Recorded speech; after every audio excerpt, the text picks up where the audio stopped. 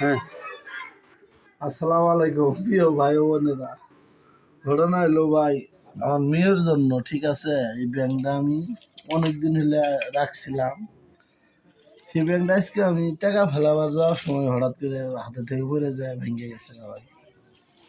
আমি ঘটনা হলো, আমি ব্যাংকটা তো আমি আসলে ভাঙলাম না, আমি কি করা যায় এখন? এই টাকা গেলে গুনমু, গুনে কতরি টাকা আছে না আছে, গুনে তারপর আর একটা ব্যাংক নিয়ে আসবো, নিয়ে এসে এই টাকাগুলো আবার ওই ব্যাংকের ভিতরে ফেলাবো। কারণ আমি থাকি ঢাকায়, আমার মেয়ে দেশে থাকে, মেয়ে ব্যাংকটা দিতে চেয়েছি, অনেক দিনের শখ, মেয়ে অনেক টাকা ফেলাইছি, এগুলো টাকা অর্ধের বেশি টাকা আমার মেয়ে ফেলাইছি, ঠিক আছে। মেয়ের জন্য ব্যাংকটা বাড়ায় তুমি, আগে ভর্তি করবো তারপরে বাড়ায় তুমি, এই কটা টাকা বেরিয়েছে আর কি। ঠিক ধরে বেশি না, 100 টাকার নোট, 50 টাকার নোট, এগুলো এছাড়া আর খুচরা টাকা, এই যে খুচরা টাকা। পয়সাটা হাজার ব্যাংক ভাঙিছে।